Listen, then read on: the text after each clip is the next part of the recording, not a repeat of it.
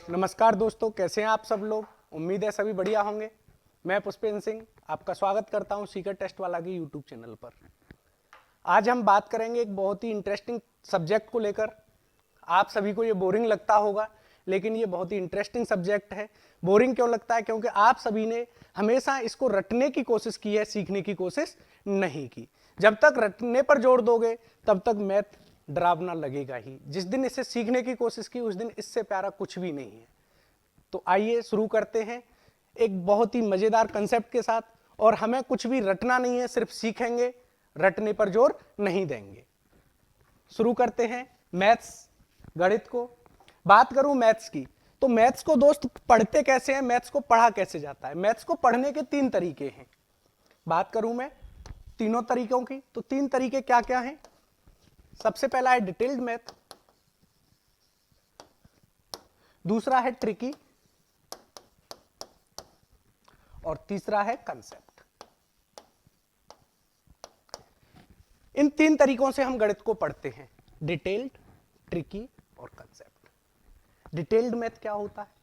जो आप लोग पढ़ते हुए आए हो, जो हमने बचपन से पढ़ा है, 12th क्लास तक पढ़ा है, जो बीएससी स्ट्रीम से है बीएससी में पढ़ा होगा, कुछ एक लोगों ने ग्रेजुएशन में पढ़ा है, तो वो सभी क्या है, डिटेल्ड मैथ है। डिटेल्ड मैथ क्या होता है? एक ही क्वेश्चन को 2 या 3 पेज में हम सपोज एक्स सपोज टी करते करते करते करते लेंदी वे में उसका सॉल्यूशन करना, ये क्या होता है, डिटेल्ड मैथ। इससे हमारा काम अब तक बन गया था, क्योंकि एकेडमिक में जो क्वेश्चंस होते हैं उनके नंबर ऑफ क्वेश्चंस कम होते हैं और टाइमिंग हमारे पास बहुत ज्यादा होती है। नंबर ऑफ क्वेश्चंस कम कैसे? क्योंकि डिटेल्ड मैथ की बात करूं मैं, तो जो एकेडमिक क्लासेस होती हैं 10th या 12th में 8 से 12 क्वेश्चन होते हैं। नंबर ऑफ क्वेश्चंस कितने? 8 से 12। और टाइम कितना? टाइम की बात करूं मैं तो 3 घंटे 15 मिनट से 3.5 घंटे का टाइम होता है। यानी नंबर ऑफ क्वेश्चंस कम और टाइम हमारे पास बहुत ज्यादा। तो डिटेल्ड मैथ से वहां पर हमारा काम बन जाता था। लेकिन जो हम तैयारी करने जा रहे हैं वो तैयारी है कंपटीशन एग्जाम की। और कंपटीशन एग्जाम में हम सामने वाले से कैसे बेहतर हैं ये हमें दिखाना है एग्जामिनर को। तो डिटेल्ड मैथ से मैं कहूं तो डिटेल्ड मैथ से ये पॉसिबल नहीं हो पाएगा। क्यों? क्योंकि डिटेल्ड मैथ में टाइम हमें बहुत ज्यादा लगता है, और एग्जाम में जो टाइम कंज्यूम करता है, जो कम से कम टाइम लेता है, वही दोस्त सफल हो पाता है। अगर आपने एक क्वेश्चन पे अपने बगल वाले कॉम्पिटिटर से 10 सेकंड भी बचाए तो आपने ये समझो उस 10 सेकंड में कम से कम 10,000 लोगों को अपने से पीछे छोड़ दिया। क्योंकि कंपटीशन एग्जाम को फाइट करने का ही मतलब है कि smart work, not hard work, smart work. Hard work हर कोई कर लेता है, डिटेल्ड मैथ हार्ड वर्क का नाम है। स्मार्ट वर्क क्या है कि आप सामने वाले से कैसे बेहतर हैं। तो इसलिए डिटेल्ड मैथ से कंपटीशन एग्जाम में मैं नहीं कहूंगा कि आपका काम बन जाएगा। क्यों? क्योंकि टाइम बहुत ज्यादा लगेगा। दूसरे पॉइंट की बात करूं तो ट्रिकी। ट्रिकी मतलब फॉर्मूले से या ट्रिक से मैथ को पढ़ना। ट्रिक क्या कि कोई भी फॉर्मूला है, उस फॉर्मूले को हमने अप्लाई किया, फॉर्मूले को रट लिया और रट कर हमने क्वेश्चन पे अप्लाई किया तो काम हो गया। लेकिन ऐसा नहीं है दोस्त। एक ही चैप्टर की बात करूं मैं, अगर परसेंटेज चैप्टर की बात करूं तो अकेले परसेंटेज चैप्टर में 90 से 100 ट्रिक है। बात करूं प्रॉफिट एंड लॉस की, 80 से 85 ट्रिक हैं। क्या इतनी ट्रिक याद रख पाना पॉसिबल हो पाएगा? नहीं हो पाएगा। क्योंकि जहां पर भी क्वेश्चन की लैंग्वेज चेंज हुई, मेरी ट्रिक चेंज हो गई, और इतनी सारी ट्रिक याद रख पाना मेरे लिए पॉसिबल नहीं है। आज से 7 से 8 साल पहले की बात करूं तो पूरा एग्जाम जो बेस्ड होता था वो ट्रिक पर बेस्ड होता था। तो हम भी कह देते थे कि रट लो एग्जाम निकल जाएगा। लेकिन आजकल एग्जामिनर जो है वो स्मार्ट हो गया है, क्योंकि वो भी आप लोगों में से ही स्मार्ट वर्क करके वहां पर पहुंचा है। उसने देखा कि कैसे आप लोगों को ज्यादा मेहनत कराई जाए, कैसे आप लोगों में से स्मार्ट लोगों को ढूंढा जाए। तो उसने भी वहां पर स्मार्ट वर्क करना शुरू कर दिया, और जो रटने पर जोर देते थे वो धीरे धीरे धीरे धीरे कम होते गए। और उनका सिलेक्शन मैं मानता हूं कि बहुत ज्यादा मेहनत करनी पड़ेगी तब जाके सिलेक्शन लोगे, क्योंकि सब कुछ रटा हुआ आपको होना चाहिए।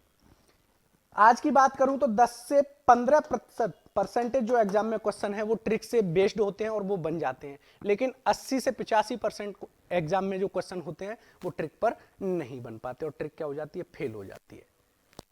ट्रिक फेल होती है, टीचर फेल नहीं होता। आप टीचर को दोष देते हैं। मैं तीसरे पॉइंट की बात करूं तो तीसरा पॉइंट है कंसेप्ट। कंसेप्ट क्या है? एक बेसिक तरीका है जिसको लेकर ना हम कुछ रटेंगे, ना रटने पर जोर देंगे, ना कोई फॉर्मूला अप्लाई करेंगे। एक ही कंसेप्ट को लेकर हम पूरे मैथ को कैसे सॉल्व करेंगे उस बारे में हम यहां पर सीखेंगे। और बात करूं इस कंसेप्ट की, तो आज के जो एग्जाम में है उसमें 90 से 95% बात करूं तो जो क्वेश्चन बेस होते हैं वो कंसेप्ट पर ही बेस होते हैं। तो इसलिए दोस्तों हम जब भी क्लास में पढ़ेंगे तो सिर्फ एक कंसेप्ट को लेकर अपने क्वेश्चंस को करेंगे, कुछ भी रटेंगे नहीं, बस एक कंसेप्ट को माइंड में सेट करना है। कंसेप्ट क्या है वो मैं आपको आगे बताऊंगा। बात करूं मैथ की, तो मैथ किन चीजों पर डिपेंड होता है? तो मैथ दोस्त बेसिक 3 चीजों पर ही डिपेंड होता है। डिपेंड किन चीजों पर होता है? 3 चीजों पर। सबसे पहले मैं बात करूं तो कैलकुलेशन, दूसरा बात करूं तो परसेंटेज, और तीसरे पॉइंट की बात करूं तो मैं रेशियो। अगर ये 3 कंसेप्ट आपके क्लियर हैं, 3 टॉपिक क्लियर हैं, तो मैथ्स आपको एक खेल लगेगा, बड़े ही आसानी से आप मैथ को कर पाओगे। मैथ में 3 चीजें कौन सी क्लियर होनी चाहिए? 3 टॉपिक कौन से मेरे क्लियर होने चाहिए? कैलकुलेशन जो सबसे मोस्ट ऑफ इंपोर्टेंट है, परसेंटेज और रेशियो। अब आपके दिमाग में आ रहा होगा कि सर यही 3 चीजें क्यों? CISI से भी क्वेश्चन बनते हैं, प्रॉफिट एंड लॉस से भी क्वेश्चन बनते हैं, सर टाइम एंड वर्क से भी क्वेश्चन बनते हैं, ट्रेन से भी क्वेश्चन बनते हैं। बिल्कुल बनते हैं दोस्त, बिल्कुल ये टॉपिक है मैथ्स के अंदर। लेकिन CISI में कंपाउंड इंटरेस्ट और सिंपल इंटरेस्ट में इंटरेस्ट किस में दिया होता है? परसेंटेज में, कि इतने प्रतिशत वार्षिक साधारण ब्याज की दर से या वार्षिक चक्रवृद्धि ब्याज की दर से। यूज किसका हुआ? प्रतिशत का। चैप्टर कौन सा पढ़ रहे थे? चक्रवृद्धि ब्याज। चैप्टर कौन सा पढ़ रहे थे? साधारण ब्याज। लेकिन वहां पर यूज कौन से टॉपिक का हुआ? परसेंटेज का। तो जब तक आपको परसेंटेज की नॉलेज नहीं होगी, आप ना तो चक्रवृद्धि ब्याज में कुछ कर पाओगे, ना साधारण ब्याज में कुछ कर पाओगे। बात करूं टाइम एंड वर्क की, टाइम एंड वर्क में कहा जाता है कि एक ही कार्य क्षमता बी की कार्य क्षमता से 2 गुनी है। एक ही कार्य क्षमता बी की कार्य क्षमता से बेटा कितनी गुनी है? 2 गुनी। यानी बी यदि एक कार्य करेगा तो ए कितने करेगा? 2 कार्य करेगा। ये क्या है बेटा? इनकी एक्चुअल कार्य क्षमता नहीं है, ये इनकी कार्य क्षमता के बीच में अनुपात है। पढ़ कौन सा टॉपिक रहे थे? समय और कार्य, कार्य और समय, टाइम एंड वर्क। यूज किसका हुआ बेटा? रेशियो का। यूज किसका हुआ? रेशियो का। जब तक रेशियो की आपको नॉलेज नहीं होगी तब तक कार्य और समय में भी क्वेश्चन नहीं कर पाओगे। क्वेश्चन आया कि ए बी से 50% कम समय में कार्य करता है, टॉपिक कौन सा चल रहा है? कार्य और समय। यूज किसका हो गया? परसेंटेज का। 50%। जब तक इस परसेंटेज की नॉलेज नहीं होगी तब तक इस क्वेश्चन को सॉल्व नहीं कर पाओगे। जब तक रेशियो की नॉलेज नहीं होगी तब तक इस क्वेश्चन को सॉल्व नहीं कर पाओगे। अब आप कहोगे सर ये तो आपने छोड़ ही दिया, तो बेटा कैलकुलेशन का मतलब क्या होता है? कैलकुलेशन का मतलब होता है गणना। और आपने 9th क्लास में पढ़ा होगा कि गणित शब्द की उत्पत्ति गणना शब्द से हुई है। गणित की उत्पत्ति कहां से हुई है? गणना शब्द से। और बिना गणना के गणित के अंदर कुछ भी नहीं है। तो इसलिए सबसे इंपॉर्टेंट इसके अंदर क्या है? कैलकुलेशन। अगर मैं 1 + 1 = 2 लिखता हूं तो इसके लिए मुझे किसकी जरूरत पड़ी? कैलकुलेशन की। किसकी जरूरत पड़ी? कैलकुलेशन की। और जब तक कैलकुलेशन मेरी सही नहीं होगी तब तक मैं 1 + 1 = 2 नहीं लिख पाऊंगा। तो सबसे जरूरी मेरे पास क्या है? कैलकुलेशन। अब बात करूं मैं कैलकुलेशन की, बात करूं कैलकुलेशन की, गणना की, तो गणना करने के लिए सबसे जरूरी चीज मेरे पास क्या है बेटा? नंबर्स, संख्या। गणना करने के लिए सबसे जरूरी चीज क्या है? नंबर्स, संख्या। क्योंकि बिना नंबर्स के आप गणित में कुछ भी नहीं कर सकते। नंबर्स कौन कौन से बेटा? 0 से लेकर 9 तक। 0 1 2 3 4 5 6 7 8 और 9। इन्हीं नंबर्स से लेकर पूरा मैथ आपका बना हुआ है। इन्हीं 10 नंबर्स को 10 संख्याओं से या 10 अंकों से, अंक और संख्या दोनों समान होते हैं बेटा, इन्हीं 10 अंकों से पूरा गणित बना हुआ है। गणित में जहां भी देखोगे इन्हीं 10 नंबर्स का, इन्हीं 10 अंकों का यूज आपको देखने को मिलेगा। पॉइंट क्लियर हुआ? नंबर्स क्यों जरूरी है? क्योंकि गणना की अगर मैं बात करूंगा तो मेरे पास क्या होना चाहिए, नंबर्स होने चाहिए, और नंबर्स को रिप्रेजेंट करने के लिए जिस सिस्टम का यूज करते हैं उसको क्या कहते हैं बेटा, नंबर सिस्टम। यानी संख्याओं को व्यक्त करने के लिए जिस पद्धति का प्रयोग किया जाता है वो पद्धति क्या कहलाती है, नंबर सिस्टम। तो संख्याओं के बारे में जानने के लिए हमें क्या जानना होगा, संख्या पद्धति। तो सबसे पहला टॉपिक जो है हमारे मैथ का चैप्टर जो है वो कौन सा है, नंबर सिस्टम। बड़ा ही मजेदार टॉपिक है दोस्त, और इस टॉपिक से हर एग्जाम में जहां तक मैंने देखा है 4 से 5 क्वेश्चन बड़े आसानी से बनते हैं, किसी किसी एग्जाम में 10 क्वेश्चन तक बन जाते हैं। तो बहुत ही आसानी से हम इसको करना सीखेंगे, बहुत ही मजेदार टॉपिक है, मजेदार चैप्टर है। तो इत्मीनान से बैठ जाइए, घबराने की जरूरत नहीं है। हम अपने गणित का पहला टॉपिक स्टार्ट करते हैं जिसका नाम है नंबर सिस्टम। नंबर सिस्टम क्या होता है कि गणित में संख्याओं को, मैं लिख देता हूं इधर, संख्याओं को व्यक्त करने के लिए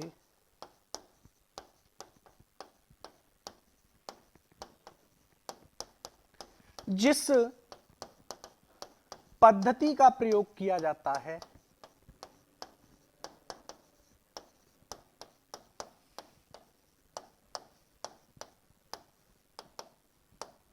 उसे क्या कहते हैं बेटा, संख्या पद्धति या नंबर सिस्टम कहते हैं। नंबर्स को रिप्रेजेंट करने के लिए जिस सिस्टम का प्रयोग करते हैं वो क्या होता है, नंबर सिस्टम। अब नंबर सिस्टम किन चीजों पर डिपेंड है, नंबर सिस्टम में 4 बेसिक चीजें हैं, decimal system, binary system, octadecimal system और हेक्साडेसिमल सिस्टम। डेसिमल सिस्टम क्या है, जिसे हम गणित के अंदर पढ़ते हैं। मोस्ट ऑफ इंपोर्टेंट सिस्टम कौन सा है, डेसिमल सिस्टम, जिसे हम हिंदी में कहते हैं दशमलव पद्धति।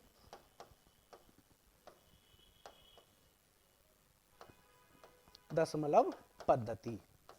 बाइनरी सिस्टम को कहते हैं बेटा द्विअंकीय पद्धति।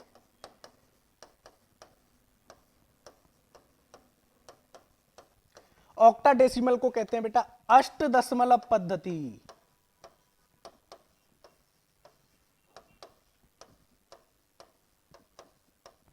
और हेक्साडेसिमल को कहते हैं बेटा षष्ठ दशमलव पद्धति।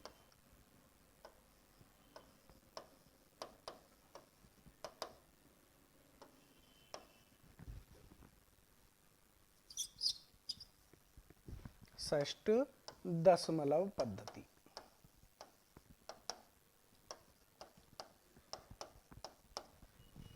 सिस्टम को रिप्रेजेंट करने के लिए किन 4 सिस्टम का प्रयोग करते हैं हम नंबर सिस्टम में, decimal system, binary system, octal decimal system और हेक्साडेसिमल सिस्टम। इन 4 सिस्टम का प्रयोग नंबर सिस्टम के अंदर किया जाता है। लेकिन गणित में गणना के लिए जो सबसे मोस्ट ऑफ इंपोर्टेंट है जिसे हम पढ़ेंगे वो कौन सा है, डेसिमल सिस्टम। अब बेटा एक मेरे माइंड में क्वेश्चन आया है, इस क्वेश्चन का जवाब आप लोग दो कि कभी आप लोगों ने सोचा कि जो हम पढ़ते हैं संख्याओं का ज्ञान वो इकाई,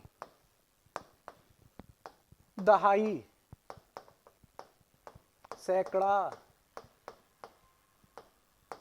हजार, 10,000, लाख, 10 लाख इसी क्रम में क्यों पढ़ते हैं, 2, 4, 8, 16 या 5, 10, 15 इस सिस्टम में क्यों नहीं पढ़ते? कभी दिमाग में आया ये सवाल? इसको सोचना एक बार कि इकाई, दहाई, सैकड़ा, हजार, 10,000 या लाख इसी क्रम में हम नंबर्स को क्यों लिखते हैं? दिमाग में आया कभी?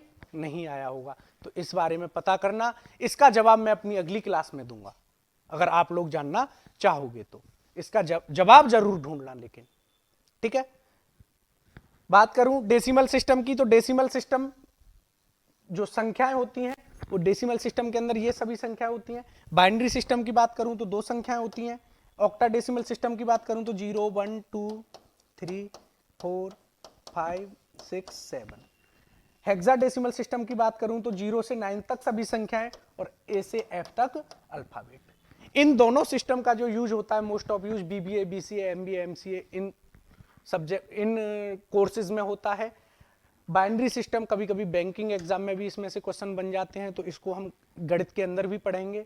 डेसिमल सिस्टम जिस पर पूरा गणित हमारा डिपेंड है। तो शुरू करते हैं अपना नंबर सिस्टम को। नंबर सिस्टम में सबसे पहले बात करूं तो संख्याएं हैं। संख्याएं कौन सी हैं? 0 से 9 तक जो मैंने बताई, उन्हीं अंकों से मिलकर कुछ संख्याएं बनी होती हैं। तो उन संख्याओं का वर्गीकरण हम किस प्रकार से करते हैं? तो गणित के अंदर बेटा जितनी भी संख्याएं हैं, संख्याएं 0 से लेकर अनंत तक की जो संख्याएं हैं, उनको दो कैटेगरीज में बांटा गया है, एक वास्तविक संख्याएं और एक काल्पनिक संख्याएं। वास्तविक संख्याएं मतलब जो वास्तव में है, काल्पनिक संख्याएं मतलब जो कल्पनाओं में है। वास्तव में आप अभी बेरोजगार हो कि नहीं, तभी तो पढ़ रहे हो। और कल्पनाओं में आप चाहते हो कि मैं एक आईएएस ऑफिसर बनूं, एक बैंक ऑफिसर बनूं, एक इनकम टैक्स ऑफिसर बनूं। ये क्या है बेटा? कल्पना है। तो जो कल्पनाओं में होता है वो काल्पनिक, और जो वास्तव में होता है वो वास्तविक। वास्तव में कौन कौन सी संख्या है हमारी? 0 से लेकर अनंत तक। और कल्पनाओं में जो है वो बेटा आयुट्टा होता है, आई से रिप्रेजेंट करते हैं। शुरू करें। अब जानेंगे वास्तविक संख्याएं कौन कौन सी होती हैं दोस्त। तो वास्तविक संख्याओं की बात करूं तो वास्तविक संख्याओं को दो कैटेगरी में बांटा गया है, एक परिमेय संख्याएं और एक अपरिमेय संख्याएं। परिमेय संख्याएं कौन सी होती हैं? जो P अपॉन Q के रूप में व्यक्त की जा सकें।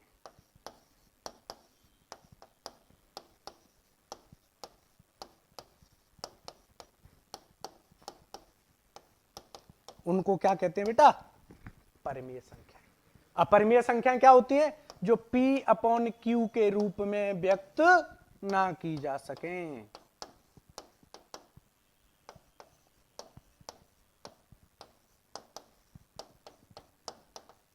वो कौन सी संख्या होती है बेटा?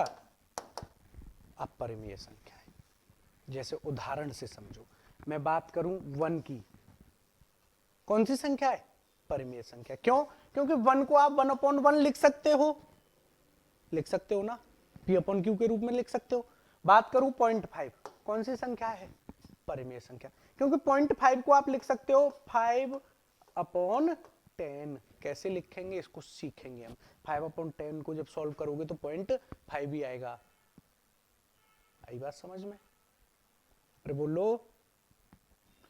अपरिमेय संख्याएं कौन सी होती हैं? जैसे पाई है, जिनका मान निर्धारित ना किया जा सके। पाई का मान, पाई को कहते हैं परिमेय संख्या है? नहीं है बेटा। पाई का जो मान हमने निकाला 22/7, वो परिमेय संख्या है। लेकिन पाई अपरिमेय संख्या है। कई एग्जाम्स में पूछा गया, अभी रिसेंटली यूपी टेट में पूछा गया था कि पाई क्या है। Uttar Pradesh teachers eligibility test हुआ था, जो अभी 23 जनवरी को हुआ है। उसमें डिक्टो यही क्वेश्चन उठकर आया था कि पाई कौन सी, पाई निम्न में से क्या है? परिमेय संख्या, अपरिमेय संख्या, वास्तविक संख्या, इस तरीके से कुछ था। तो पाई क्या है बेटा? अपरिमेय संख्या। क्योंकि पाई का कोई मान निर्धारित नहीं है। पाई को P अपॉन Q के फॉर्म में हम नहीं लिख सकते। जो 22/7 है ये अप्रोक्स वैल्यू है, नॉट एग्जैक्ट वैल्यू। इसको हम 3.14 भी लिख देते हैं कहीं कहीं पाई के मान को। तो ये क्या है? अप्रोक्स वैल्यू है, एग्जैक्ट वैल्यू नहीं है। पाई के मान की मैं बात करूं तो पाई के मान पर एक बहुत मोटी बुक पब्लिश हुई है, क्योंकि पाई का अभी तक एग्जैक्ट मान नहीं निकला। तो इसीलिए पाई हमारा क्या है? अपरिमेय संख्या। √2 अपरिमेय संख्या है। लेकिन √4 की बात करूं, परिमेय संख्या है, क्योंकि √4 को आप लिख सकते हो +-2, और +-2 में लिख सकते हो 2/2, +-2 ही आएगा। सॉरी, अपॉन में 1 लिख सकते हो, +-2/1 P अपॉन Q के रूप में लिख गया ना। लेकिन √2 का कोई एग्जैक्ट मान नहीं है, इसलिए √2 क्या है मेरा? अपरिमेय संख्या। √3 अपरिमेय संख्या है। इसी तरह से मैं कहूं कि जो भी अभाज्य संख्या होती हैं वो करनी के अंदर क्या होती है? अपरिमेय संख्या होती है। घात के अंदर क्या होती है? अपरिमेय संख्या होती है। पॉइंट क्लियर हुआ? चलो बात करूं परिमेय संख्याओं की, तो जो भी पूर्णांक संख्याएं वो सभी क्या होंगी बेटा? परिमेय संख्या होंगी। जितनी भी पूर्णांक संख्याएं हैं वो सभी क्या होंगी? परिमेय संख्याएं होंगी। अब पूर्णांक संख्या क्या होती है? पूर्णांक संख्याएं 0 से लेकर अनंत तक की जो सभी संख्याएं हैं वो क्या है बेटा? पूर्णांक संख्याएं। पूर्णांक संख्याओं को 3 कैटेगरी में बांटा गया है, धनात्मक पूर्णांक, ऋणात्मक पूर्णांक और उदासीन। धनात्मक पूर्णांक, ऋणात्मक पूर्णांक और उदासीन। अब ये उदासीन क्या है? दिमाग में आया होगा ना? चलो देखते हैं। बेटा धनात्मक की बात करें तो +1, +2, +3 एंड सो ऑन +∞। ये सभी धनात्मक पूर्णांक है ना, है कि नहीं। चलो ऋणात्मक पूर्णांक की बात करूं तो -1, -2, -3, -4 एंड सो ऑन -इनफाइनाइट। ये सभी किस में है बेटा, ऋणात्मक पूर्णांक में। अब कुछ तो संख्या बची ना, क्या बचा, 0, 0 बचा ना, बिल्कुल। तो 0 को कहां रखोगे, उदासीन में, न्यूट्रल इंटीजर। उदासीन पूर्णांक क्या होता है बेटा, 0, क्योंकि 0 ना तो नेगेटिव होता है ना पॉजिटिव होता है। कुछ भी होता है क्या, कुछ नहीं होता। 0 क्या होता है, उदासीन। आई बात समझ में। तो पूर्णांक को कितने भागों में बांटा हमने, 3 भागों में, धनात्मक पूर्णांक, उदासीन पूर्णांक और ऋणात्मक पूर्णांक। धनात्मक पूर्णांक क्या है, +1 से लेकर +इनफाइनाइट तक की सभी संख्याएं क्या है बेटा, धनात्मक पूर्णांक। ऋणात्मक पूर्णांक क्या है, -1 से लेकर -इनफाइनाइट तक की सभी संख्याएं क्या है, ऋणात्मक पूर्णांक। और 0 क्या है, 0 एकमात्र उदासीन पूर्णांक है, न्यूट्रल इंटीजर है, जो ना तो ऋणात्मक है ना धनात्मक है। आई बात समझ में। अब बात करूं धनात्मक पूर्णांकों की, तो धनात्मक पूर्णांकों को हमने 3 कैटेगरी में बांटा है। 3 कैटेगरी कौन सी बेटा, भाज्य, अभाज्य और एक। भाज्य संख्याएं, अभाज्य संख्याएं और एक। अब भाज्य संख्याएं क्या होती हैं, भाज्य संख्याएं क्या होती हैं, एक बार समझ लो इसके बारे में। वे संख्याएं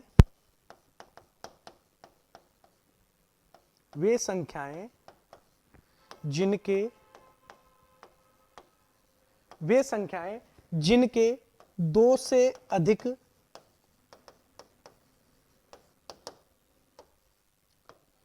फैक्टर हों, वो क्या होती है बेटा, भाज्य संख्याएं। जैसे 4 के फैक्टर करोगे आप बेटा, क्या होगा, 1 होगा, 2 होगा और 4 होगा। तीनों ही क्या है, 4 के गुणनखंड है, 4 के फैक्टर हैं, गुणन है। तो 4 क्या है, एक भाज्य संख्या। 6, 2, 3, 6, 1, 4 गुणज हुए ना, 4 फैक्टर हुए। तो 6 क्या है, एक अभाज्य संख्या। 4, 6, 8, 9, 10, 12 एंड सो ऑन, ये सभी क्या है बेटा, भाज्य संख्याएं। बात करूं अभाज्य संख्याएं की, तो वे संख्याएं जिनके सिर्फ 2 फैक्टर होते हैं। 2 फैक्टर कौन कौन से, एक वह स्वयं, एक फैक्टर कौन सा हो कि वह संख्या स्वयं हो, और दूसरा एक, दूसरा फैक्टर कौन सा हो बेटा, एक। यानी वे संख्याएं जिनके मात्र 2 फैक्टर होते हैं, एक तो संख्या एक और दूसरा वह संख्या स्वयं। जिनके ये 2 फैक्टर हो वो सभी संख्याएं कौन सी होती है बेटा, अभाज्य संख्याएं। अब आप कहोगे सर एक भी तो कुछ ना कुछ होगा, तो बेटा एक न्यूट्रल पॉजिटिव इंटीजर है, उदासीन धनात्मक पूर्णांक है, क्योंकि ये तो ना तो भाज्य की कैटेगरी में आता है ना अभाज्य की कैटेगरी में आता है। क्यों, क्योंकि एक का एकमात्र एक ही फैक्टर है और वह यह स्वयं है। लेकिन भाज्य और अभाज्य में हमने क्या पढ़ा, अभी तक आप पढ़ते आए होंगे कि एक क्या है, कुछ नहीं सीखा, नहीं पता होगा क्योंकि बताया ही नहीं किसी ने। एक बेटा ना तो भाज्य है ना अभाज्य है, ये न्यूट्रल पॉजिटिव इंटीजर है। क्यों, क्योंकि इसका सिर्फ और सिर्फ एक ही फैक्टर है और वह यह स्वयं है। इसीलिए मैंने धनात्मक पूर्णांकों को 3 कैटेगरी में बांटा, भाज्य, अभाज्य और एक। सबसे छोटी अभाज्य संख्या बेटा, सबसे छोटी अभाज्य संख्या 2 होती है, जो एकमात्र सम अभाज्य संख्या है, जो एकमात्र सम अभाज्य संख्या है। सबसे छोटी सम अभाज्य संख्या बेटा क्या होती है, 2 होती है, क्योंकि 2 के अलावा कोई भी ऐसी सम संख्या नहीं है जो अभाज्य संख्या हो। बाकी जो भी अभाज्य संख्याएं हैं वो सभी विषम संख्याएं होती हैं, 2, 3, 5, 7, 11, 13, 17, 19, इसी तरीके से आगे बढ़ते जाएंगे। यानी बाकी 2 को छोड़कर जितनी भी आपको अभाज्य संख्याएं दिख रही हैं वो सभी कहीं ना कहीं विषम संख्याएं हैं। सबसे छोटी अभाज्य संख्या कौन सी है बेटा, 2। सबसे छोटी सम अभाज्य संख्या कौन सी है बेटा, 2। सबसे छोटी भाज्य संख्या कौन सी है, 4। सबसे छोटी भाज्य संख्या कौन सी, 4। पॉइंट क्लियर हुआ, आगे चलें। समझ में आया धनात्मक पूर्णांक क्या होते हैं उदासीन पूर्णांक क्या होते हैं, ऋणात्मक पूर्णांक क्या होते हैं, भाज्य संख्याएं क्या होती हैं, अभाज्य संख्याएं क्या होती हैं, और एक क्या है। क्योंकि इस पर एक क्वेश्चन आया था कि एक निम्न में से क्या है भाज्य, अभाज्य, कोई नहीं और ये सभी। तो हम लोग कंफ्यूजन हो गए, कुछ ने भाज्य लगाया, कुछ ने अभाज्य लगाया, लेकिन एक क्या है, कुछ भी नहीं है, एक न्यूट्रल पॉजिटिव इंटीजर है जो ना तो भाज्य है ना अभाज्य है। समझ में आ रहा है ना। अब देखो पूर्णांक को हम दो कैटेगरीज में और बांट सकते हैं।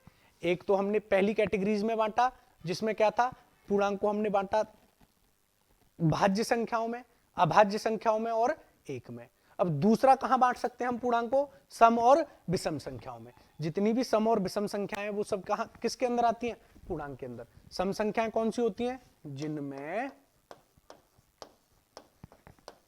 2 का भाग पूरा जा सके। विषम संख्याएं कौन सी होती हैं, जिन संख्याओं में या जिनमें 2 का भाग पूरा ना जाए, वो कौन सी संख्याएं होती हैं, विषम संख्याएं। वो कौन सी संख्याएं होती हैं बेटा, विषम संख्याएं। देखो समझो, एक क्या है, दिख रहा है, चलो चेंज कर लेता हूं। एक क्या है, विषम संख्या है। क्यों है, क्योंकि एक में जब बेटा 2 से भाग दोगे तो भाग पूरा पूरा नहीं जाएगा। एक में जब आप 2 से भाग दोगे तो भाग पूरा पूरा नहीं जाएगा, इसलिए एक क्या है, विषम संख्या है। 2 में जब 2 से भाग दिया तो भाग पूरा पूरा चला गया और भागफल क्या आया मेरे पास, 1। 2 में 2 से भाग दोगे, एक बार भाग गया तो भागफल क्या आया, 1। यानी 2 से किसी संख्या में भाग देने पर जब भाग पूरा चला जाए तो वो सम संख्या होती है, और भाग पूरा नहीं जाए, एक शेष बचे, तो वो क्या होती है, विषम संख्या होती है। अब क्या बेटा सभी संख्याओं को हम सम और विषम के अंदर रख सकते हैं, बिल्कुल रख सकते हैं। तो एक बात बताओ बेटा, जीरो क्या है, जल्दी से बताओ, जीरो क्या है, सम संख्या है या विषम संख्या, पता है किसी को। चलो, कुछ लोग कहेंगे सर विषम संख्या है, कुछ लोग कहेंगे सर सम संख्या है, कुछ कहेंगे सर 2 से इसमें पूरा पूरा भाग जा रहा है इसलिए ये क्या है, सम संख्या है। तो बेटा जीरो में या तो 3 से भाग दोगे तो भाग तो पूरा पूरा जा रहा है ना। चलो मैं मानता हूं आपका 2 से भाग चला गया, सम संख्या है। कहीं पर ये पढ़ा है आपने कि 3 से भी भाग पूरा चला जाए तो वो सम संख्या होती है, विषम संख्या होती है, नहीं पढ़ा ना। सम और विषम में क्या पढ़ा है, जिन संख्याओं में 2 से भाग देने पर भाग पूरा पूरा चला जाए वो सम संख्या होती है। अब आप कहोगे कि सर किसी भी संख्या के पीछे या किसी भी अंक के पीछे 0 लगा देने पर वो सम संख्या बन जाती है। तो बेटा ये संख्या क्या है, 10 है। ये संख्या क्या हुई, 10। क्या 0 हुई, नहीं हुई। मैं आपसे 0 के बारे में पूछ रहा हूं कि 0 सम है या विषम है। तो बेटा 0 एक सम संख्या है। क्यों है, जानो। बात कर रहे हैं किसकी, 0 की। तो 0 सम संख्या क्यों है, क्योंकि सबसे पहली प्रॉपर्टी जो सम विषम की हमने पढ़ी कि कोई भी संख्या जिसमें 2 से भाग देने पर भाग पूरा पूरा चला जाए वो क्या होती है, सम संख्या होती है। तो 0 में 2 से भाग दोगे भाग पूरा पूरा चला गया, तो मैं पहली प्रॉपर्टी से कह सकता हूं कि 0 एक सम संख्या है। दूसरी प्रॉपर्टी, दूसरा पॉइंट जिससे हमें पता चलेगा 0 क्या है, सम संख्या है। बेटा संख्या रेखा पर, संख्या रेखा पर जब आप नंबर्स को लिखोगे, आपने लिखा 1 2 3 4 5 6 एंड सो ऑन। यहां लिख दिया -1 -2। अभी मैंने 0 की बात ही नहीं कर रहा, मैं -3 -4 -5। अब मैं मानता हूं 0 ना सम है ना विषम है, 0 कुछ भी नहीं है, तो 0 की तो मैंने बात ही नहीं की, 0 को छोड़ दिया। मैंने क्या लिखा 1 2 3 4 5 6 -1 -2 -3 -4 -5 एंड सो ऑन। अब बेटा एक बात बताओ, क्या हर सम संख्या और हर विषम संख्या 2 के डिफरेंस पर होती है या नहीं होती, होती है ना। तो देखो 1 और 3 दोनों विषम संख्याएं हैं, 2 के डिफरेंस पर है ना। 3 और 5 दोनों ही विषम संख्याएं हैं। 1 और -1, 2 का डिफरेंस हुआ ना, 2 का अंतर हुआ या नहीं हुआ भाई। 1 में से -2 को घटाओगे तो कितना बचेगा, -1, 2 का डिफरेंस हुआ। -1 और -3 2 के डिफरेंस पर, -3 -5 2 के डिफरेंस पर, यानी सभी विषम संख्याएं 2 के डिफरेंस पर हैं और सभी क्या हैं, ये विषम संख्याएं हैं। बात करूं मैं सम संख्याओं की, 4 एक सम संख्या है, 2 एक सम संख्या है, सभी जानते हैं। दोनों किसके डिफरेंस पर हैं, -2 के डिफरेंस पर है भाई। 2 और 4 2 के डिफरेंस पर, 2 और 4 और 6 2 के डिफरेंस पर। लेकिन जब इस -2 से +2 तक गया तो डिफरेंस बेटा कितने का हो गया, -2 से मैं गया +2 तक, तो डिफरेंस बेटा कितने का हो गया, 4 का। भाई देखो 1 2 3 1 4, भाई इनके बीच में भी तो 1 होगा, तभी तो 1 और -1 के बीच में कोई ना कोई डिफरेंस होगा। अब -2 से 2 तक गए तो डिफरेंस कितना हो गया, 1 2 3 4 का, अंतर 4 का हुआ ना। क्या ये सही है? हमने क्या पढ़ा है कि सम संख्याएं और विषम संख्याएं 2 के अंतर पर होती हैं। तो संख्या रेखा पर सम और विषम को संतुलित करने के लिए पर 0 होगा, तभी हम कह सकते हैं कि ये सम और विषम की जो प्रॉपर्टी है वो संतुलित होगी। तो इसीलिए कह सकते हैं यहां से भी 0 क्या है बेटा, सम संख्या है। 0 क्या है, सम संख्या है, क्योंकि -2 और 0 के बीच का डिफरेंस 2 होगा और 0 और 2 के बीच का डिफरेंस भी 2 होगा। तो इसीलिए हम कह सकते हैं कि 0 क्या है, एक सम संख्या है। अब तीसरे पॉइंट से समझते हैं, तीसरे पॉइंट से समझो बेटा। सम विषम की कुछ प्रॉपर्टी होती है कि 2 सम संख्याओं को जोड़ोगे तो आपको हमेशा सम संख्या मिलेगी, मिलेगी या नहीं, बिल्कुल सही। एक विषम संख्या को और एक सम संख्या को जोड़ोगे बेटा तो हमेशा जो मिलेगी वो विषम संख्या मिलेगी, और 2 विषम संख्याओं को जोड़ोगे तो हमें कौन सी संख्या मिलेगी, सम संख्या मिलेगी। क्या ये प्रॉपर्टी समझ में आई, सम विषम वाली?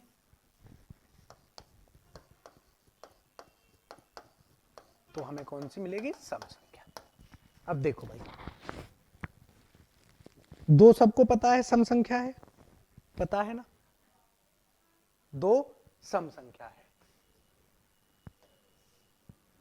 मैंने मान लिया 0 विषम है, 0 सम नहीं है, 0 क्या है, विषम है। अब 2 सम संख्या ये सबको पता है, -2 भी सम संख्या सबको पता है।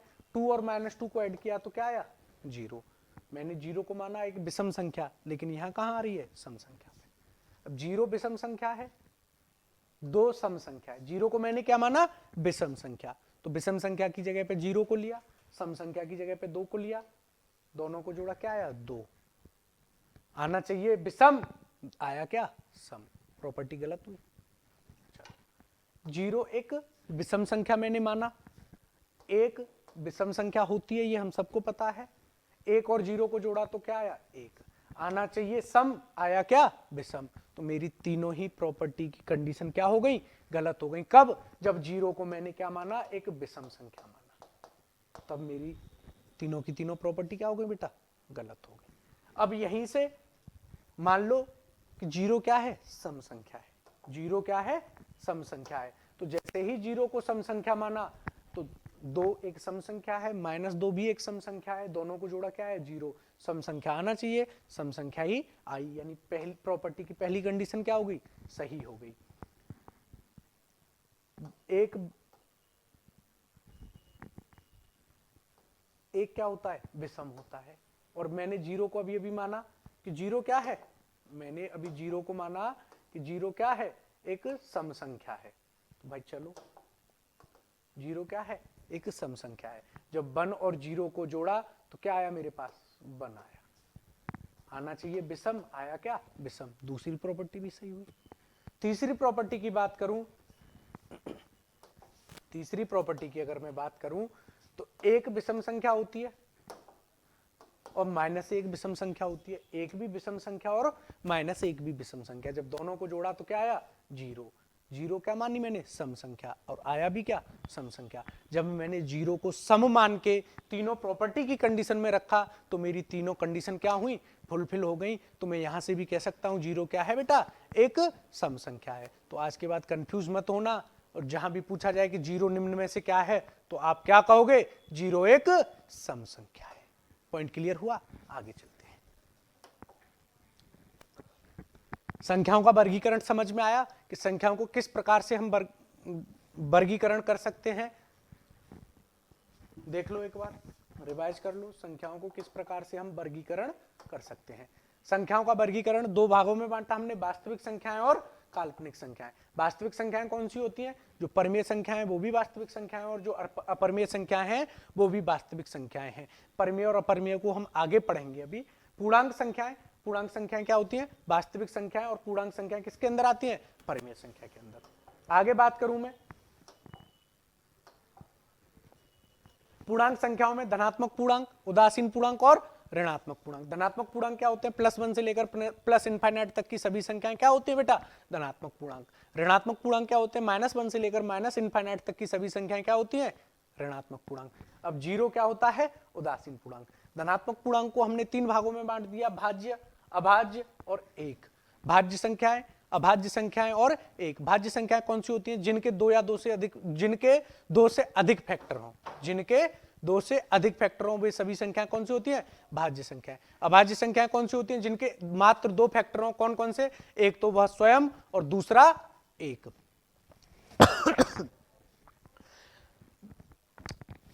अभाज्य संख्याएं कौन सी होती हैं? जिनके 2 फैक्टर हों, एक तो वह स्वयं और एक एक, वे सभी अभाज्य संख्या होती है। तीसरा पॉइंट क्या होता है? एक। एक क्या है मेरा? धनात्मक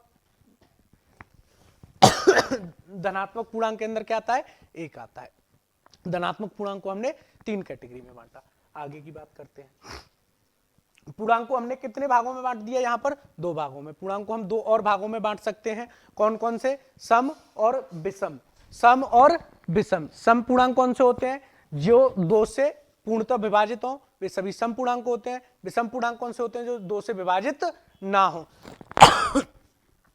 2 से विभाजित कौन कौन से होते हैं? 2, 4, 6, 8, 10, 12, 14, 16, 18, 20, 22, ये सभी क्या हैं? सम संख्याएं हैं, क्योंकि सभी 2 से विभाजित हैं।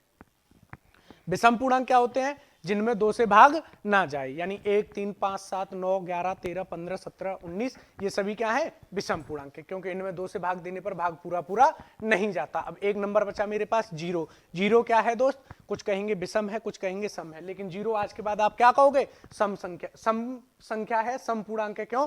क्योंकि 0 को मैंने 3 तरह से बताया कि 0 सम पूर्णांक क्यों है। पहला जो सबसे हमारा बेसिक पॉइंट है कि जिसमें 2 से भाग चला जाए। दूसरा, संख्या रेखा पर भी संख्याओं को रखकर हमने बताया। और तीसरा, सम विषम की जो प्रॉपर्टीज होती है उससे भी बताया।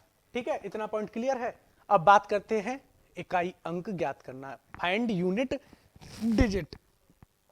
पहला पॉइंट क्या है संख्या पद्धति के अंदर? इकाई अंक ज्ञात करना। बहुत से क्वेश्चन पेपर में, क्वेश्चन एग्जाम में पूछा जाता है कि इकाई अंक ज्ञात करो। इकाई अंक ज्ञात करो मतलब जैसे कुछ भी आपके सामने दे दिया, 45, 56, 54, 58 को सॉल्व करने पर, को हल करने पर इकाई का अंक क्या होगा? तो इकाई का अंक क्या होगा बेटा? देखो 5, 6, 30, और 0 में किसी भी संख्या से आप गुणा करते चले जाओ, इकाई अंक हमेशा 0 ही आएगा। यानी जहां 5 और 2 का पेयर बनता है वहां पर इकाई का अंक क्या हो जाता है? 0 हो जाता है। जहां पर 5 और 2 का पेयर बनता है वहां पर इकाई का अंक 0 हो जाता है। आई बात समझ में? चलो,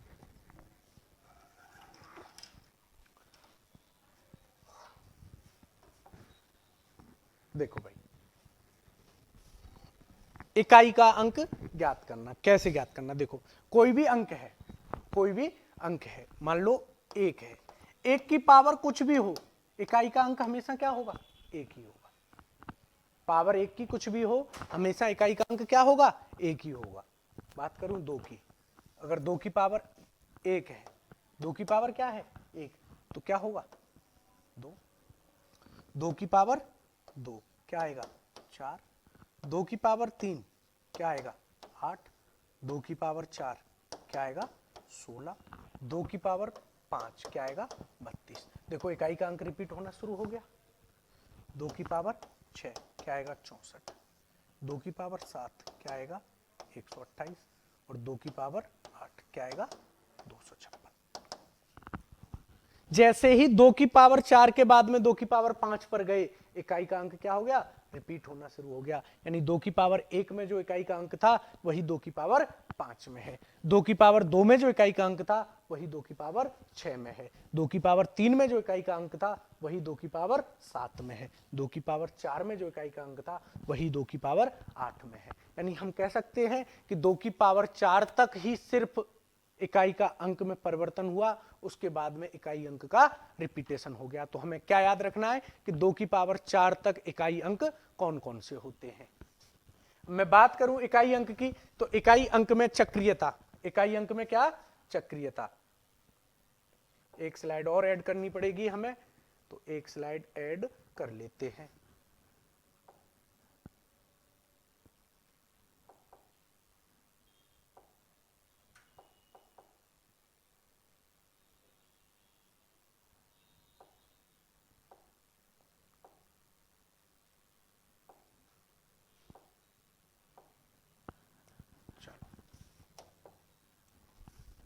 अब बात करूं इकाई अंक ज्ञात करने के लिए, तो जो साइक्लिसिटी होती है,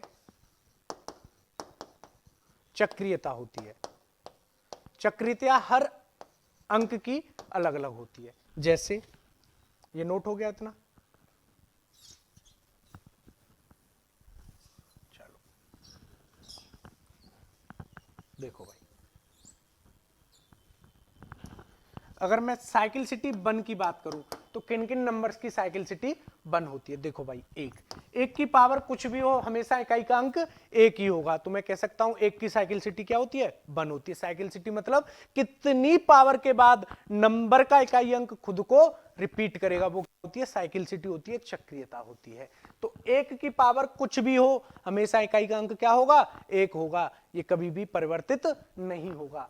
बात करूं मैं 5 की, तो 5 की पावर कुछ भी हो भाई, 5 की पावर 1 कितना होता है 5, 5 की पावर 2 कितना होता है 25, 5 की पावर 3 कितना होता है 125, यानी 5 की पावर कुछ भी है, इकाई अंक कितना है 5 है। 6, बात करूं 6 की, तो 6 की पावर कुछ भी हो, 1 हो 6, 6 की पावर 2 हो 36, 6 की पावर 3 हो 216, यानी 6 की पावर कितनी भी बढ़ती चली जाए इकाई अंक हमेशा क्या रहेगा, 6 ही रहेगा। तो मैं बात करूं एक की साइक्लिसिटी 1 होती है, 5 की साइक्लिसिटी 1 होती है, 6 की साइक्लिसिटी 1 होती है। 0, किसी भी संख्या का इकाई अंक 0 है और उसके ऊपर पावर कितनी भी है हमेशा साइक्लिसिटी कितनी रहेगी, एक ही रहेगी, क्योंकि 0 की पावर कितनी भी हो हमेशा इकाई अंक 0 ही रहेगा। बात करूं साइक्लिसिटी 2 की, यानी किन किन अंकों की साइक्लिसिटी 2 होती है, तो बेटा देखो 4, किसी भी संख्या का इकाई अंक यदि 4 है, जैसे मैं 4 को ही ले लेता हूं, 4 की पावर 1 है तो कितना आया 4, 4 की पावर 2 है कितना आया 16, 4 की पावर 3 है कितना आया 64, 4 की पावर 4 है कितना आया 256,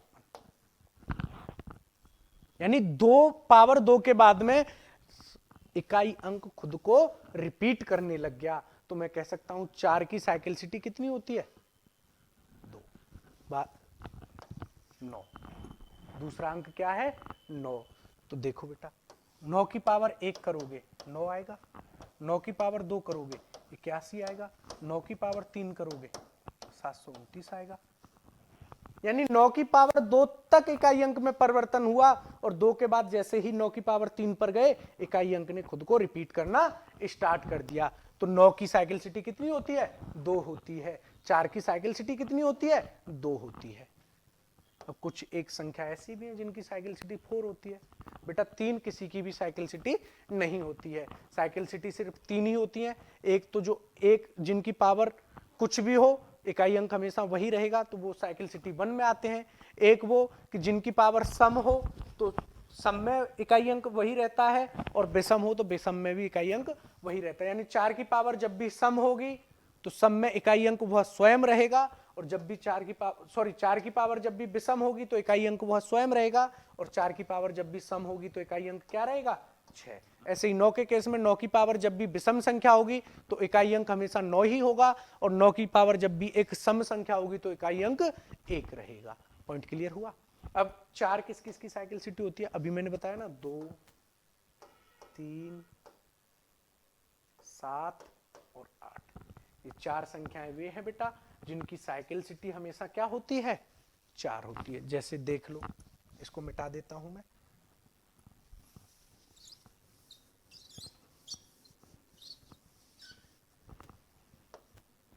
देखो, 2 की पावर 1 करोगे 2, 2 की पावर 2 करोगे 4, 2 की पावर 3 करोगे 8 और 2 की पावर 4 करोगे 16।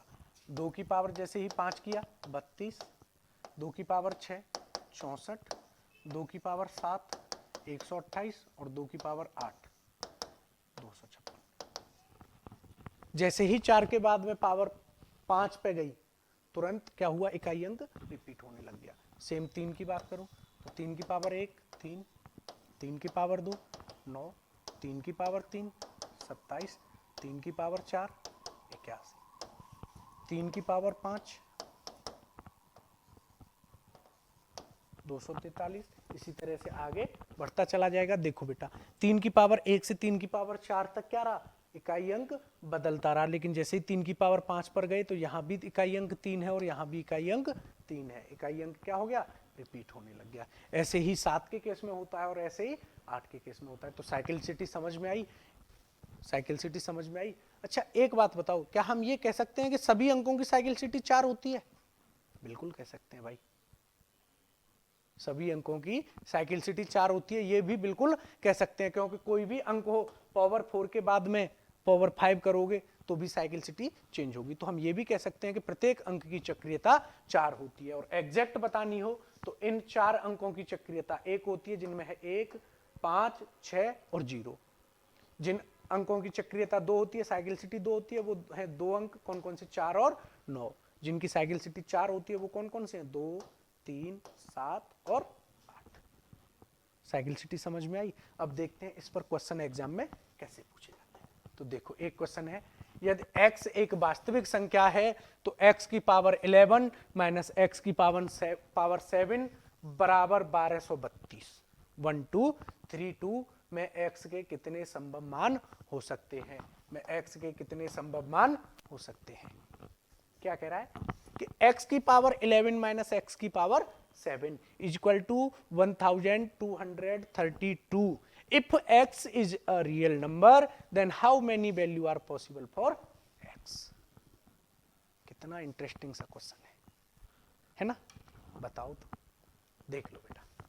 अभी हमने पढ़ा, मैंने बताया ना कि हर अंक की साइक्लिसिटी 4 होती है, यानी 4 अंकों के बाद में अंक, वो अंक अपने को क्या करेगा, पावर 4 के बाद में रिपीट करना स्टार्ट कर देगा। तो मैं बात करूं x की पावर 11 की, तो x की पावर 4,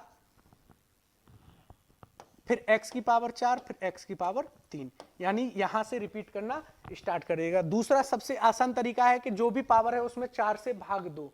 4 से भाग देने पर जो शेषफल आए उस अंक की उतनी पावर करके देखो कि इकाई अंक क्या होगा, क्योंकि x को 11 तक आप सॉल्व नहीं कर सकते, लेकिन x की पावर 3 तक, या कोई भी अंक हो, 8 को मैं कह दूं कि 8 की पावर 67, इसमें इकाई अंक क्या होगा तो निकालना मुश्किल होगा। लेकिन इसमें 4 से भाग दोगे तो शेषफल कितना आएगा बेटा, 3।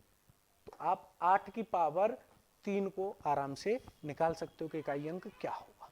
वैसे ही इस क्वेश्चन में देखो, हाँ समझो ढंग से।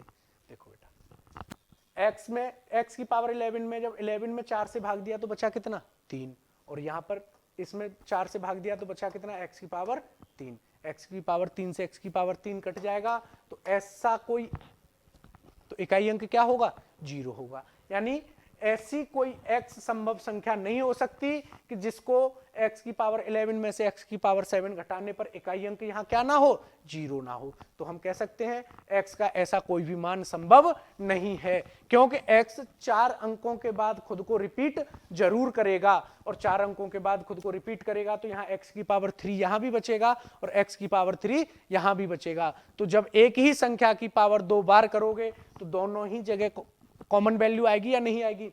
मान लो कि 2 की, x की वैल्यू 2 है, 2 की पावर 3 और फिर 2 की पावर 3, बेटा कितना होगा 8 और यहाँ पे कितना होगा 8। और जब इकाई अंक 8 यहाँ पर है और इकाई अंक 8 यहाँ पर है तो 8 में से 8 को घटाओगे तो हमेशा क्या मिलना चाहिए 0 मिलना चाहिए। क्या कभी भी 2 मिलेगा नहीं मिलेगा। तो इसीलिए हम कह सकते हैं x का ऐसा कोई भी वैल्यू पॉसिबल नहीं है कि जिसमें x की पावर 11 और माइनस x की पावर 7 करने पर इकाई अंक 0 ना हो। आई बात समझ में। आगे चलते हैं और ढंग से देखो बेटा 257 की पावर 148 माइनस 123 की पावर 43 का इकाई अंक ज्ञात करो। बहुत ही इंटरेस्टिंग साहब। चलो देखो 148 में 4 से भाग दो भाई, पूरा पूरा भाग चला गया। लेकिन पावर 0 तो मैंने आपको नहीं बताया। जब भाग पूरा चला जाए तो पावर 4 करके देखना। और किसकी 4 करके देखो, इकाई अंक की बात कर रहे हैं ना, तो संख्या का भी इकाई अंक ही लेंगे। तो 7 की पावर 4 कितना हो जाएगा बेटा 7 गुणा 7 गुणा 7 गुणा 7, 7 7 49। अब देखो 9 7 63, अब 3 7 21। क्या आया 21 आया, यानी 1 आया। इकाई अंक यहां से क्या आया 1। अब इधर देखो भाई, इसमें 4 से भाग दोगे तो शेषफल कितना बचा 3। और 3 की पावर 3 जब करोगे 3 गुणा 3 गुणा 3, 3 9 3 3 3 जा 9 और 9 3 जा 27। इकाई अंक कितना आया 7। भाई यहां इकाई अंक 1 है, यहां इकाई अंक 7 है। अब इसमें से इसको घटाना है ना, तो 1 में से 7 नहीं घटेगा, लेकिन इस 1 से पहले भी तो यहां कुछ ना कुछ संख्या होगी या नहीं होगी। तो ऐसे केस में क्या करते हैं, यहां से एक बोरो कर लेते हैं। बोरो किया, यहां कितना हो गया 11, और जब 11 में से 7 को घटाया तो कितना बचा दोस्त 4 बचा। तो इसको सॉल्व करने पर इकाई अंक क्या होगा मेरा 4 होगा। आया समझ में। एक बार फिर से समझो, एक बार फिर से समझो।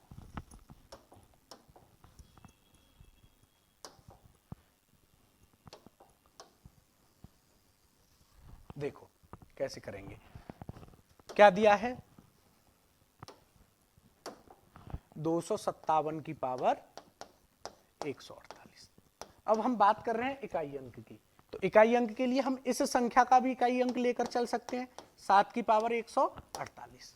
अब 148 में जब बेटा 4 से भाग दिया तो भाग क्या हो गया पूरा पूरा चला गया। तो हम कहेंगे ये संख्या कुछ भी हो 7 की पावर 4 से भी हमारा काम चल जाएगा। माइनस यहां से लिया 123 की power 43 minus and so on, कुछ भी हो 3 की पावर, जब इसमें 3 से 4 से भाग दिया तो शेषफल क्या बचा 3, यानी पावर 3 का जो यूनिट डिजिट होगा वही इस पूरे को सॉल्व करने पर यूनिट डिजिट मिलेगा। क्यों? क्योंकि अभी हम पढ़ चुके हैं कि 3 की पावर कुछ भी हो, पावर 4 के बाद में वो अपनी इकाई अंक को रिपीट करता है। आई बात समझ में। तो इसीलिए 4 से भाग दिया, शेषफल कितना बचा 3। तो यानी जो 3 की पावर 3 में इकाई अंक होगा वही 123 की पावर 43 में इकाई अंक होगा। पॉइंट क्लियर हुआ। चलो अब देखते हैं भाई 7 की पावर 4 में इकाई अंक क्या होगा 7 इंटू 7 इंटू 7 इंटू 7। बात हम इकाई अंक की कर रहे हैं, इसलिए इकाई संख्या को ही लेकर चलेंगे। देखो 7 से 7 में गुणा किया 49 आया। अब हम 49 को लेकर तो नहीं चलेंगे, हम सिर्फ 9 को लेकर चलेंगे। 9 से 7 में मल्टीप्लाई किया कितना आया बेटा 63। अब यहां पर भी हम सिर्फ इकाई अंक पर ही फोकस करेंगे। जब 3 से 7 में मल्टीप्लाई किया तो कितना आया 21। इस सबको मल्टीप्लाई करने पर मेरे पास कितना आया इकाई अंक 1। ये कुछ भी हो मुझे कोई पता नहीं, मेरे पास इकाई अंक कितना आया 1। अब यहां देखो बेटा 3 इंटू 3 इंटू 3 इक्वल टू कितना 27, यानी इकाई अंक मेरे पास कितना आया 7। यहां इकाई अंक 1, इसके पहले कुछ भी हो, माइनस यहां इकाई अंक 7, इसके पहले कुछ भी हो। इन दोनों को जब घटाओगे इनके पहले कुछ भी हो सकता है, तो 1 में से 7 नहीं जाएगा, लेकिन यहां से कुछ ना कुछ संख्या होगी, उसमें से बोरो कितना करोगे आप 1 कैरी करोगे ना, एक उधार लोगे। जब 1 उधार लिया तो ये कितना हो गया 11, और 11 में से 7 गया तो 4, तो इकाई अंक मेरा कितना होगा 4 होगा। पॉइंट क्लियर है। स्क्रीनशॉट लेना चाहो स्क्रीनशॉट ले लो, इसका नोट करना चाहो नोट करो। आगे चलते हैं। देखो बड़ा ही इंटरेस्टिंग सा क्वेश्चन है। Factorial 1 plus factorial 2 plus factorial 3 plus factorial 4 plus factorial 5 and so on plus factorial 100। Factorial क्या होता है नहीं पता ना? फैक्टोरियल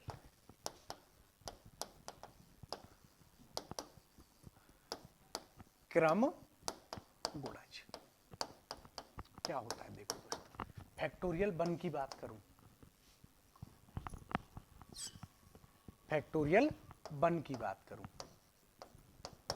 तो देखो 1 से पहले भी की जितनी भी संख्या है उन सबका 1 के साथ गुणा करने पर मेरे पास फैक्टोरियल 1 का मान आता है। तो 1 से पहले कोई संख्या है क्या? नहीं है। तो 1 फैक्टोरियल की वैल्यू कितनी? 1। फैक्टोरियल 2 की बात करूं तो 2 इंटू 1। 2 से पहले कितनी संख्या? 1। फैक्टोरियल 3 की बात करूं तो 3 इंटू 2 इंटू 1। फैक्टोरियल 4 की बात करूं तो 4 इंटू 3 इंटू 2 इंटू 1। फैक्टोरियल 5 की बात करूं तो 5 इंटू 4 इंटू 3 इंटू 2 इंटू 1। देखो यहाँ कितना? 1, यहाँ कितना? 2, यहाँ कितना? 6, 24 और 120। अब जो भी फैक्टोरियल आएगा, फैक्टोरियल 6 की बात करूं तो 6 into 5 into 4 into 3 into 2 into 1 यानी 720। इसके आगे जो भी संख्या होंगी इसी तरह से हम उनके मान निकाल लेंगे। अब मेरे को फोकस किस पर करना है? इकाई अंक पर। तो अब एक चीज बताओ मुझे, इसका इकाई अंक क्या होगा?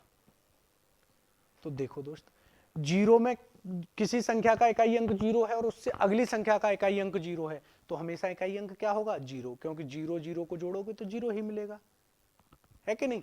अब देखो फैक्टोरियल 1 की वैल्यू 1, फैक्टोरियल 2 की वैल्यू 2, फैक्टोरियल 3 की वैल्यू 6, 24, 120, आगे कितना? 720, आगे इसी तरह से 0 0 0 आता जाएगा। अब देखो ये 0 0 में 0 जोड़ोगे 0 ही आएगा ना। तो फर्क कहां तक पड़ेगा? सिर्फ फैक्टोरियल 4 तक, क्योंकि बाकी सब में इकाई अंक क्या होगा? 0 होगा। तो सबका इकाई अंक 0 होगा और 0 में 0 जोड़ोगे तो 0 ही मिलेगा। फर्क कहां तक पड़ेगा? यहां तक, क्योंकि यहां इकाई अंक 0 नहीं है, बाकी सब में इकाई का अंक क्या है? 0 है। तो 1 और 2 3, 3 6 9, 9 और 4 13, 13 का 3। तो इसमें इकाई अंक क्या होगा दोस्त? 0, सॉरी 3। इकाई अंक कितना होगा? 3।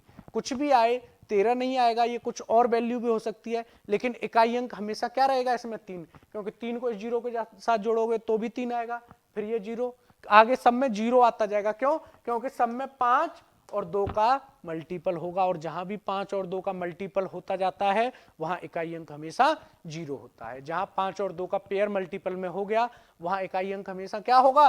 0 होगा। आई बात समझ में?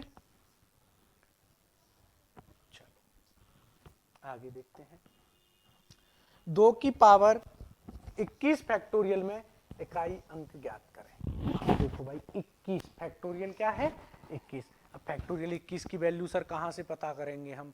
आप भी कमाल करते हो, इतना गणित हम पे नहीं आता। कोई बात नहीं भाई, अभी एक चीज सीखे हो ना कि पावर 4 के बाद में अंकों का रिपीटेशन होगा। तो क्या बताओ फैक्टोरियल 21 जो है वो 4 से कंप्लीटली डिवाइड होगा या नहीं होगा? अरे क्यों नहीं होगा भाई? क्या इसमें 1 इंटू 2 इंटू 3 इंटू 4 इंटू 5 क्या ये 4 का मल्टीपल नहीं है? जब 4 का मल्टीपल है तो 4 से डिवाइड भी होगा, कंप्लीटली डिवाइड होगा।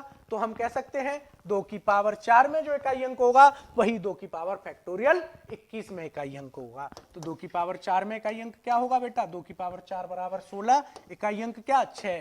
तो 2 की पावर फैक्टोरियल 21 में इकाई अंक क्या होगा बेटा? 6 होगा। इससे पहले कुछ भी हो मुझे मतलब नहीं, मुझसे सिर्फ इकाई अंक पूछा है तो फोकस कहां रखूंगा? इकाई अंक पर। 2 की पावर फैक्टोरियल 21 का इकाई अंक क्या होगा? 6 होगा। आई बात समझ में? अब इकाई अंक में आपको कोई भी दिक्कत नहीं होनी चाहिए। इकाई अंक मैंने गुणा का भी निकालना सिखाया आपको, जोड़ का भी निकालना सिखाया, पावर का भी निकालना सिखाया और फैक्टोरियल का भी निकालना सिखाया। अगर अब इकाई अंक में कोई भी दिक्कत आती है तो आप अपने डाउट्स हमें कमेंट बॉक्स में भेजिए या हमारे जो नीचे लिंक दिए गए हैं उन लिंक्स पर आप मैसेज भी कर सकते हैं। और अगर आपको सेशन अच्छा लगा तो ज़्यादा से ज़्यादा लाइक कीजिए, शेयर कीजिए और हमारे चैनल को सब्सक्राइब कीजिए। ऐसे ही मजेदार वीडियोस के साथ और ऐसे ही अच्छे टॉपिक्स पर हम क्लासेस हमारी कंटिन्यू रहेंगी, तो जुड़ना ना भूलिए। और अगर आपको वास्तव में समझ में आया और सेशन अच्छा लगा तो एक बार लाइक जरूर कीजिएगा। Thank you.